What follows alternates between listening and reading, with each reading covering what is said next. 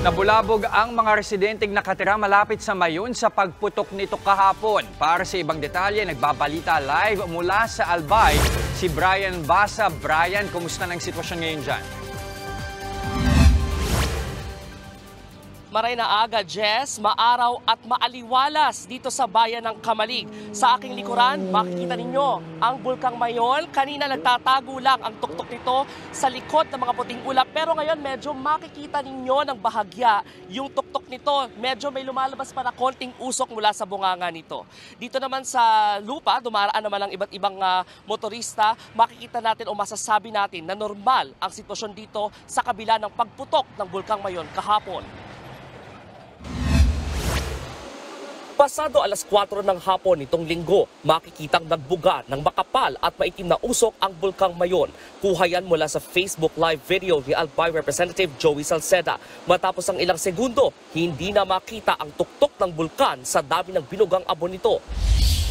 Ayon sa mga residente, nakita at naramdaman nila ang pag-aalboroto ng Bulkang Mayon. Talagang nag-vibrate po yung namin, yung SIM po namin or yung bubong po namin. Kaya akala namin dalugdog lang siya. Tapos maya-maya po, mga ilang seconds lang po siya, biglang sumigaw yung mga kapitbahay namin na bukid, bukid, bukid. And syempre nakaka-praning po and panic din po.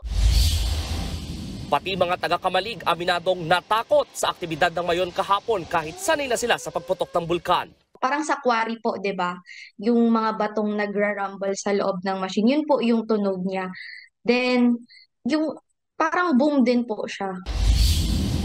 Paliwanag ng PHIVOLTS, phreatic eruption ang nangyari sa Mayon kahapon. Nangyayari ito kapag nainitan ng tubig sa ilalim o ibabaw ng lupa ng magma o lava. Ang resulta, naglalabas ang bulkan ng mainit na singaw na may halong abo o bato. Halos 3 minuto raw ang tinagal ng phreatic eruption. Umabot sa 1,200 metro ang taas ng singaw nito. Nananatili sa alert level 2 ang Mayon. Kahit hindi pa sapilitan ng paglikas sa mga residente, nakahanda na ang ilan sa kanila. Yung papa ko po kasi is nagda-drive din po. Alam niya po kung saan kami dadalhin in case man po na ayun, maging vigorous ulit yung activity ni Mayon. Malaking bagay po yung prepared kami. Hindi naman po sa pinapangunahin namin na sana may mangyaring masama.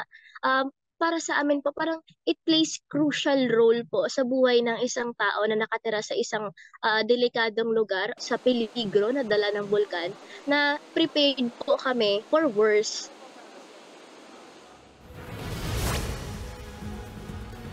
Nagbabala ang PHIVOLTS na posible pa rin magkaroon ng phreatic eruption ang Mayon sa mga susunod na oras o araw. Matapos ang phreatic eruption kahapon, wala na raw na-monitor ang PHIVOLTS na panibagong aktibidad mula sa Bulkang Mayon. Balik sa inyo. Maraming salamat at ingat kayo dyan, Brian Basa. Mga kapatid, Lucy Cruz Valdez po, maging maalam at may pakialam sa mga napapanahong balita sa bansa. Tumutok at mag-subscribe sa News 5 social media pages.